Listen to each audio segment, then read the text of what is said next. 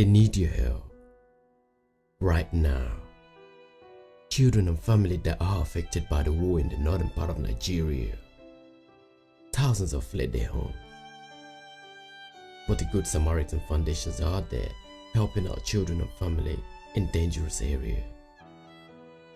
Donations from you today can help us reach out to more lives. Please find a place in your heart to donate anything to help the IDPs. Thank you.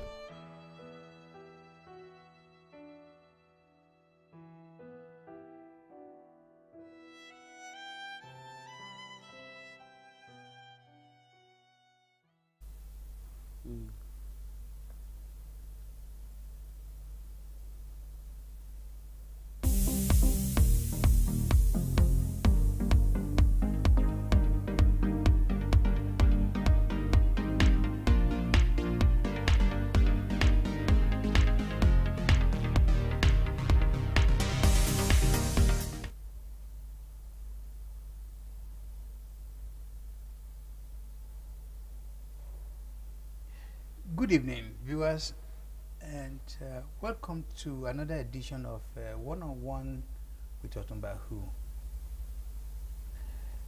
Tonight, I have a guest who has been in the business of helping people. She has been doing it for a number of years. In a minute, I'm going to get her to introduce herself, and I can share the name with you before that. I'm talking about Counsellor Funmi Ademilua. She is the CEO of a foundation called the Good Samaritan. As the name goes, Samaritan is about helping people. And to add the good one, that means it's a double something. So tonight I'll be rubbing minds with this fantastic Nigerian woman. She has done a lot by helping different people at different levels, and she said to me she still have what it takes to do more. Right. You are welcome to One with OtunbaHOO. Can you introduce yourself more than what I've done? Thank you for having me, Otuba. And I'd like to say a very big thank you to Heritage TV crew for having me this evening. Thank you. Good evening, everyone. My name is Counsellor Funmi Ademilua. I'm a counselor by profession, counseling and stress management consultancy. I am the founder and the director of an organization called the Good Samaritan Foundation. The Good Samaritan Foundation is a charity organization established in the year 2010 to help young people navigate from the life of negativity to living a life of positivity. And over the years, I've been working with them, and we also work with parents as well. So, and our charity office is based in Lewisham, and yes, I'm here today to discuss the problem that our community is confronted with regards to the knife and gun crime that is happening in our community, and that's what you know, is really giving me concern. Knife and gun. Yes. It is very sad to note that the last couple of days there have been how many of our children that have been killed through by use of gun or knife. A knife, yeah. And it's also had to be said that the victims are none other than from the minority. But it's also some white children are also there. So children is children for you and I. What's your general take? What do you think is wrong? Why do you think children of this age of 16, 17 have to resort to use of a knife? What exactly is the problem? What do you think? The problem is really very, is a concern for me. Before a child gets to the age of 16, that child must have, started the journey from somewhere. And in the formative years of a young child, so many morals and values ought to have been instilled in that child's life. So a child of 16 does not wake up in a day and said, I want to become a criminal. So I think the problem is there is a foundation training that is missing in a child's life. So when that child gets to the age of 16, you begin to see the manifestation of lack of proper upbringing from the time the child was a baby, primary school age and all sorts. So I think the problem is fundamental in terms of what training has a 16-year-old child got when he was a baby. So I think the problems start from there. And on top of it, our young ones go around with unresolved anger. And I kept thinking, where is that, the spirit or their vexation is coming from? And if you look at it, I was a school governor for about over 7 years. I recently stepped down due to other responsibilities of mine and my community engagement. And I realized that our young ones don't have so many places or like a youth club or an environment where they can go to exhaust energy. And if they don't have those places in place for them, what else have they got to do? Hence why you see them moving around, roaming the street, roaming about the street, or hanging around eateries like chicken and chip shops, and hence why you see them doing what they're doing. So criminal activity is not a thing that starts at the age of 16, but it's something that has been in that child build up, and it is a manifestation of what is missing from the beginning of that child's life. Yeah.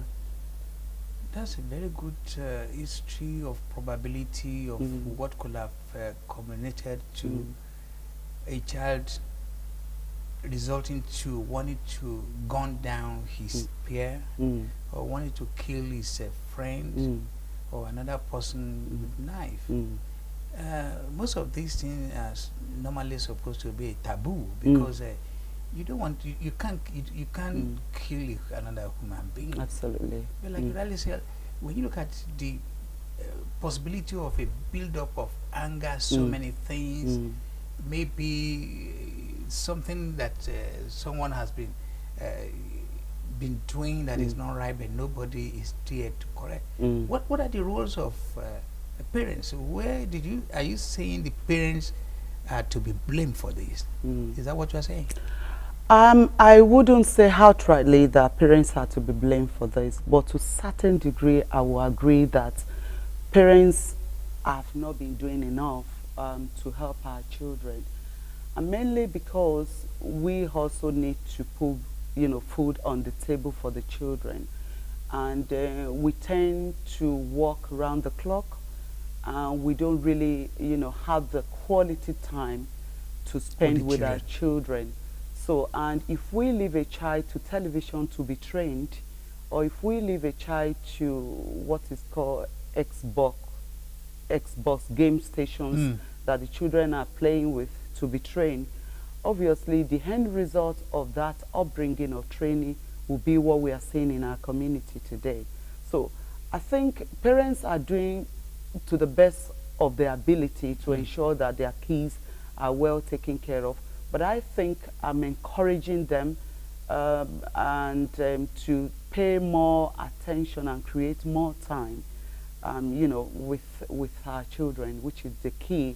And because if we have been doing all this, I think the kids would have known certain things. I mean, boundaries is one of the things that we were both trained to keep, abiding by laws, rules, and regulations of our parents.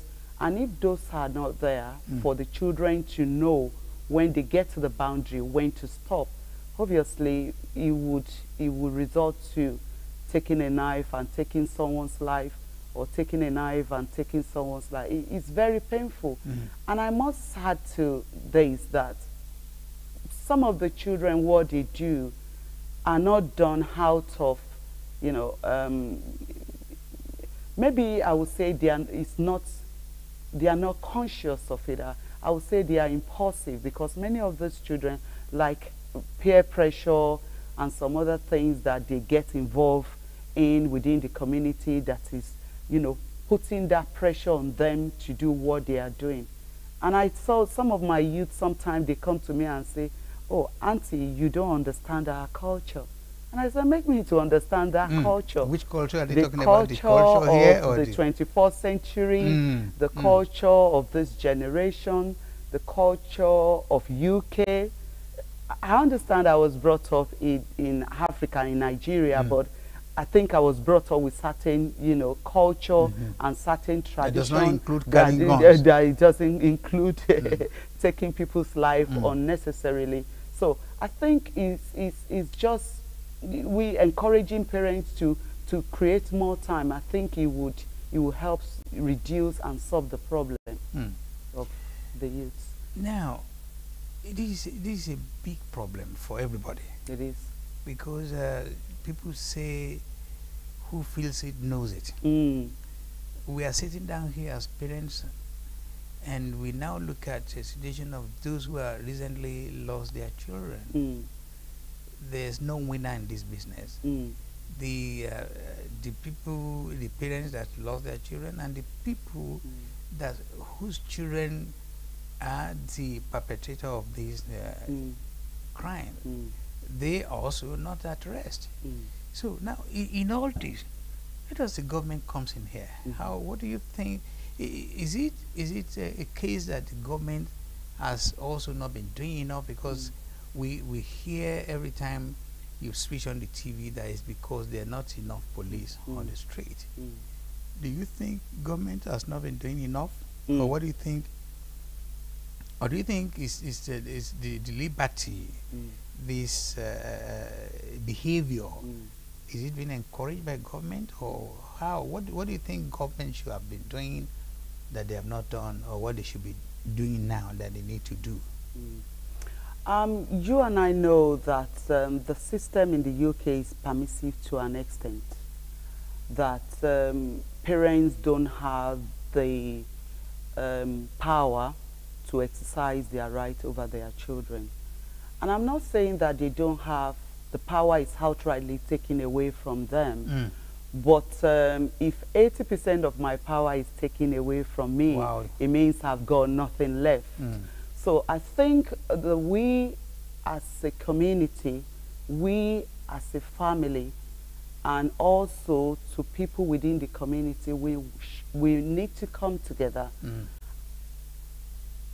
and design a policy suitable for us, or that a workable policy that will enable us to raise our children the way we have been raised.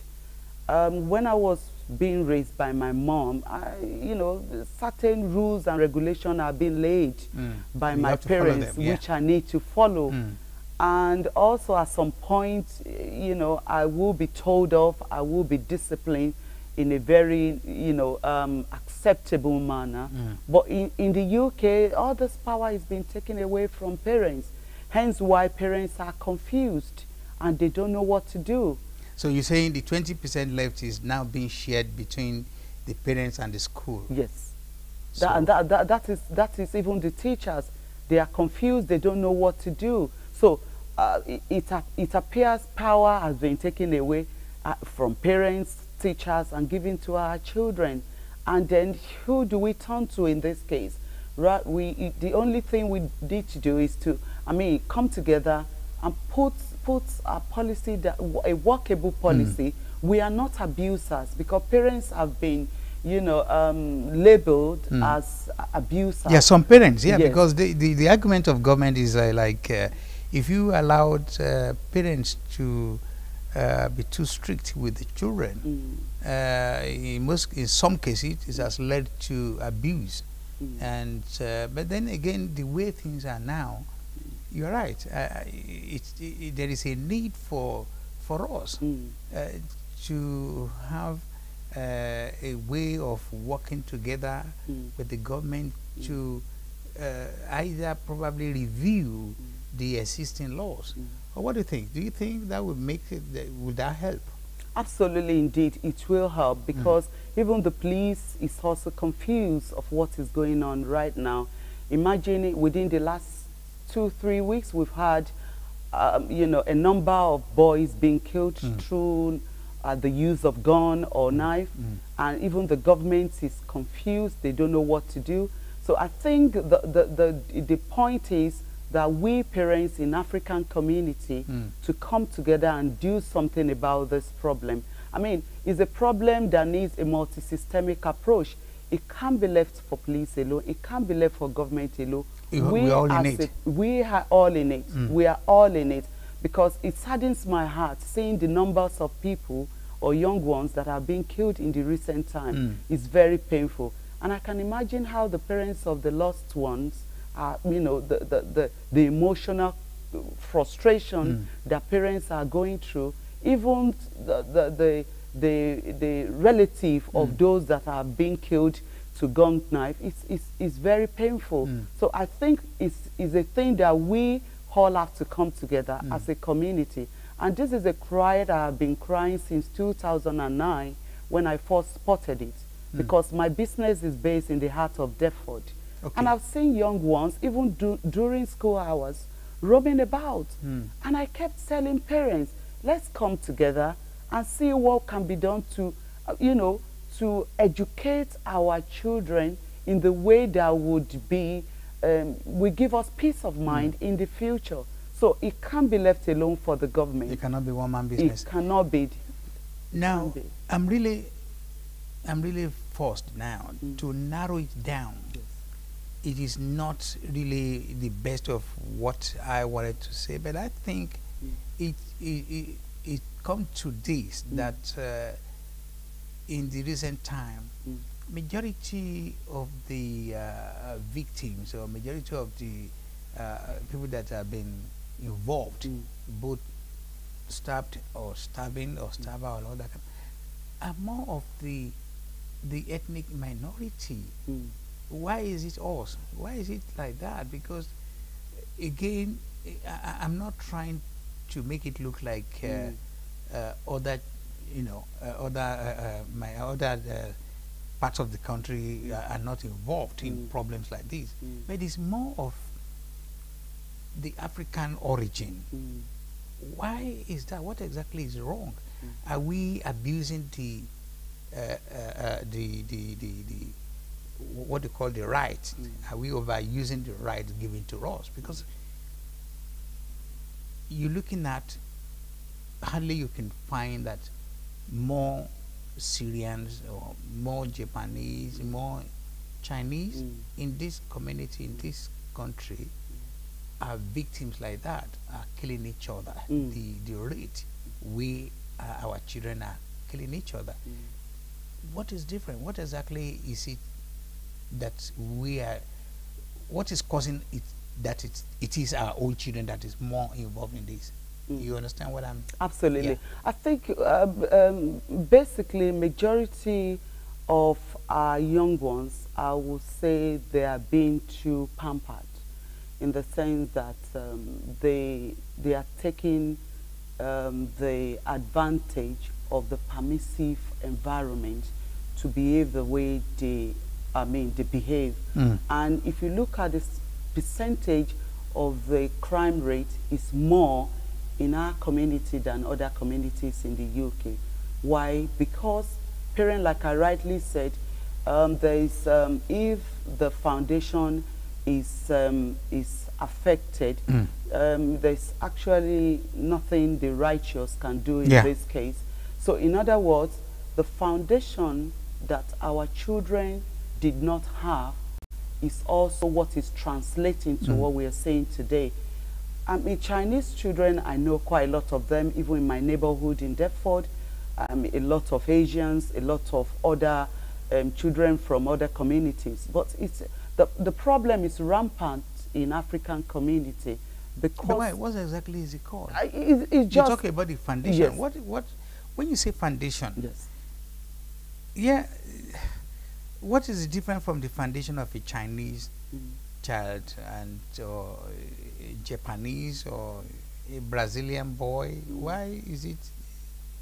What's wrong with our own foundation? Africans, we don't have a community that put us together. Okay. The Chinese have community that put them together.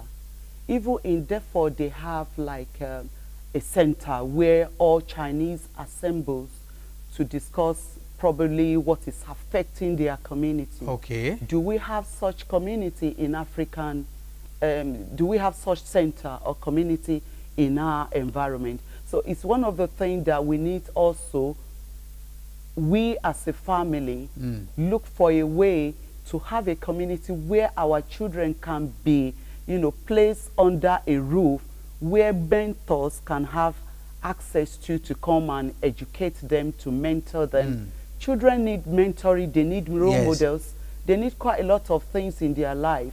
So those are the things that is missing in our community. We need to have a big, Asians, they've got big, in fact, the biggest community in the UK are owned by the Asians. We don't have such community. So we hardly come together. We don't, but we are not together. Oh, I see. So what you're saying is the only time African come together is when there's going to be a big party. We do parties, yes. And then hardly we take our children with us. We don't take our youth with us. It's only the elderly people that want to celebrate. Oh, I see. So now, we were talking about government. How do we access government to get government involved? How do we go to government and say, yes, I know the government, the primary preoccupation of any government is to protect life and property. Absolutely. And that's why when you say the government is also confused, they do listen to news, they do listen to the media that 99% of blames is being put to their door mouth, saying you did not, had it not been you caught down on policing and all that kind of thing, probably this is not going to happen. And the police are coming back to hit back and say no, that is not the. So I know I've asked you that question again. So if police say it is not because there are not enough policemen on the beat, so isn't this right then that we should now stand up to our responsibility and make more effort to get to government? Do you agree with that? Absolutely, indeed, I agree with that, Otuba. We have to first understand each other within the community. We have to first, we parents, community leaders within our African community, we have to first be under a single roof. And we have to first understand each other first. And in so doing, we will be able to put a workable agenda that we want to pass forward to the government to look into. Otherwise, we would have a divided, community where you will be talking to government, I will be talking to government, another person within the same community is talking to the government. So we need to speak now because the problem is beyond, control. So we need to speak now in one voice. And then the government will be willing, which I know they will be willing to listen to us. But we need to first come under a single umbrella, all the NGOs, all the community leaders, all the faith leaders, parents, young ones who are willing also to work in achieving, the aims and objectives, come together under a single roof, write to the government. I believe we'll be able to do something about it. You are saying if we go with a unified front, yes, we go to government and say, look, we are the parents of these children. Yes. We know our children more than you do. Yeah, absolutely. Because you cannot take that away from us. Yes. We know that we have not been able to exercise the values because the values go with the rights. Absolutely. Because if the right has been taken, you really use your statistics of 80 to 20. If 20% of the values we can imbibe, we can inculcate in our children is already taken away from you and I.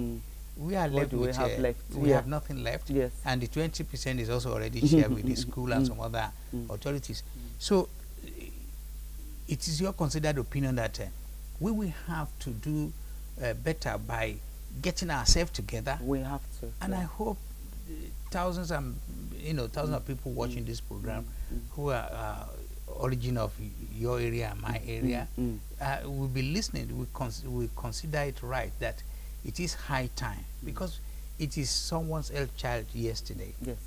Who knows whose child is going to be tomorrow? Absolutely. We don't know. Absolutely. And that is why we need to do everything possible. Well, I do appreciate that. And let me take you on some other area. You've been in this business, you said, since 2010? Yes. 2010, that's quite a long period of time. And I can see, I was checking your website and I can see some of the things you've done. What exactly do you do in terms of when you say help? Do you build houses for people, or you buy them cars, or you get them HUAB? What kind of help do you do? I wish I had enough money to do so. Actually, I do support young people through motivational interactions. I have quite a lot of youths who look up to me. You are a role model, mentoring, and then some of them are also going through a lot. And if you look at the society that we live in today, everyone is so busy doing one thing or the other that you don't even have time to look after other people within your community, because it's you first. But when they come to me, I do help them through motivational interaction. Some of those who are not in school, for some reason they've been expelled or excluded from school, maybe through being overly stubborn, or through being persistently disobeying the school rules, or showcasing antisocial behavior.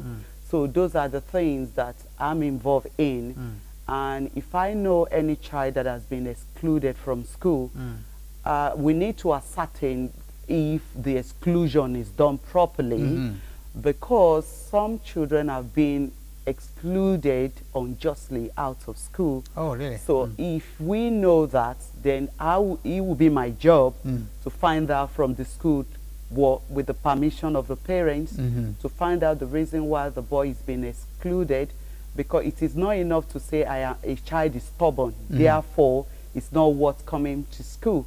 So we need to find out, get to the bottom of the problem, and then make sure the boy, through alternative means, have education. Because if a child of 12-year-old is excluded from school, what is he going to do? So we get them to getting them alternative arrangement to have education.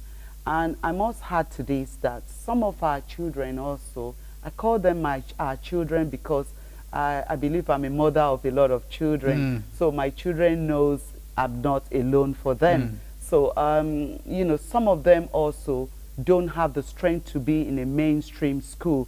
Maybe they want to go through vocational, routes, trainings to achieve, what they want to achieve, or through apprenticeship.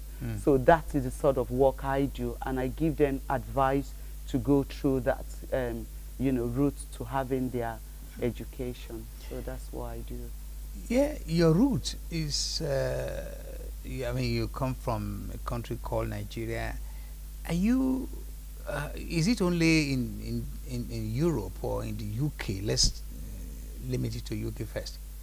Do you have access to helping people in other part of the world? Or is it only you are too happy to stay in Deptford? Absolutely. I think about 3-4 years ago, our charity has been extended to helping people in Nigeria. And what really got me more attracted to supporting people in Nigeria is the problem of the IDPs. and the Boko Haram victims. So I started working with them 3 years ago when I first visited their camp in somewhere in northern part of Nigeria. Okay. No, in Nasarawa. In Nasarawa, okay. And then through the grace of God, and we were many people around us who believe in our dreams, our vision, we've been getting, you know, support from individuals to support these people back home. So, and also we've done quite a lot of work with people living around Agege area. Agege. Agege in yes, Lagos State. Lagos State. So we've done quite a lot of work also with people working, living in Agege, by giving them relieving materials, supporting them. Do you have an IDP in Agege area, or just we have the destitute in Agege. Destitute. Okay, yes. We have quite a lot of Agege is one of the area in Lagos State that has quite a number of people living in poverty. And when I mean living in poverty, absolutely, in fact, I was shocked at the number of people that I saw during the time we went for our humanitarian work there. People are really frustrated. People are hopeless. Homeless people are there, and quite a lot of things need to be given to empower these people. And I want to seize this opportunity to encourage Lagos State governor or government to please look into that, because people are really suffering. Average Nigerians don't know what to eat in a day. They are not proud to send their children to schools. And, you know, in fact, school is luxury for some family. For some family. So I think, you know, there's quite a lot of things that needs to be done. That is what we have been, you know, our organization has been doing to support these people back home, because I believe in charity begins at home. Isn't that the irony of life? When you have a community or a country that pay lip service, more or less nothing, in the upbringing of the children of that country, because for me it is not good enough when you see a 12, 13, 14 year old, even 9 to 12, 13, 14 year old children that are supposed to be at school hawking, selling fruits, or even selling pure water in order to make ends meet for their parents. Yes. And you now have the other side here, where it is compulsory. You cannot afford to keep a 6 to 16-year-old girl at home. They must go to school. And there's so many things they get in addition to that, because they have access to all the transportations. They have their parents will get some benefits in different forms and shape. And now these children that have it all are the one causing problem, killing each other. What exactly is different in that? Why is that? I think the issue of criminal activities is something that is being perpetrated all over the world. In fact, children are the most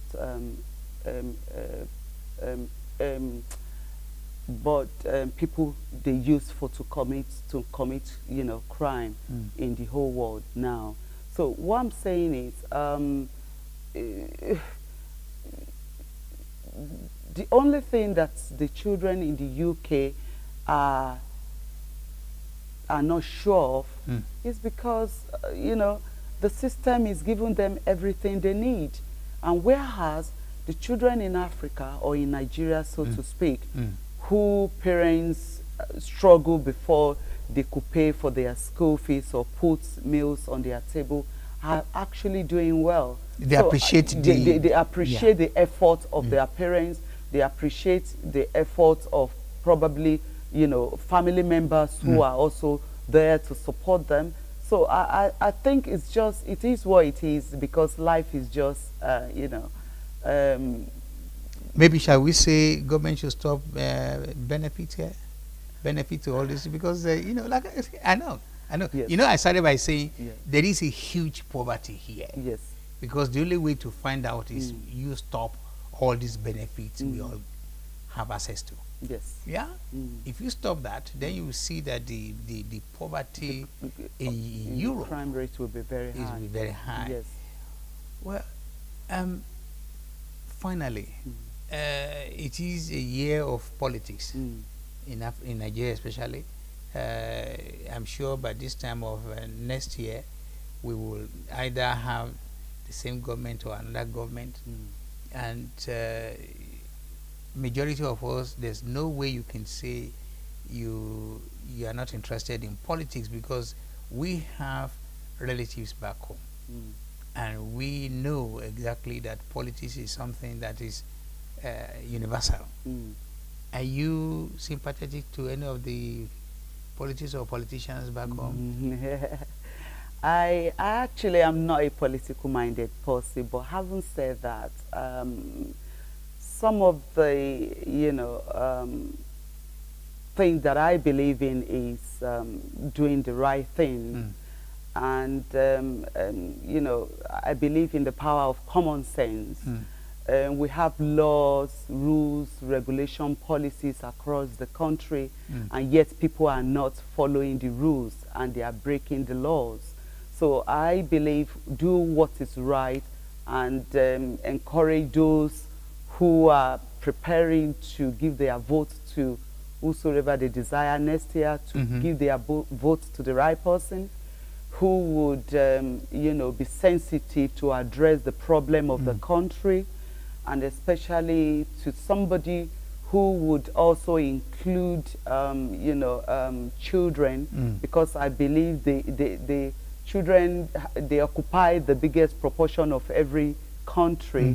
So if I'm giving my vote to anyone in Nigeria in 2019, for instance, I will be looking at the portfolio of that sort of person. That is, if somebody that is sensitive about what Nigeria as a country is saying now, or is somebody who is coming there to enrich, to make his own money, to enrich his pocket.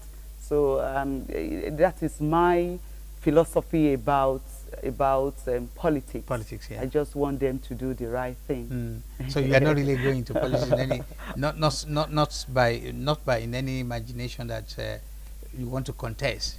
You don't want to. Oh no, that's not me. You haven't done enough. Well, Yes. I want to thank you very much for coming on this program. Most of the time I do more politics, economic, and some other cultural thing, but it's my pleasure having a guest that is so passionate about looking after human beings, because the most precious thing on earth is we, the human beings. And if we are not properly taken care of, it's the whole place is not just going to be what it is today. And that's why I want to appreciate countries that look after their people. Absolutely. And I also want to say that the countries that do not do the same should look into the mirror. Say, is it the resources we don't have to look after the people of the country? And the answer usually is not the resources. It is the people there that care, that care less. They don't care, because when a country look after their people, the country is going to be great.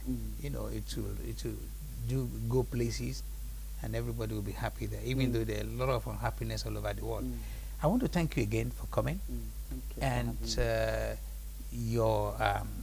your foundation, the Good Samaritan Foundation, we want to pray that it goes from strength to strength, Thank you very much. that leads from all what we've seen so far, that you should be able to not only expand your coast to Nigeria, but to some other countries where people will need your support. Thank you I very want to much. wish you all the best. Thank you very much for coming. Thank you very It's been much. my pleasure. Thank you, Otunba. Thank you. Thanks for having me. Thank you.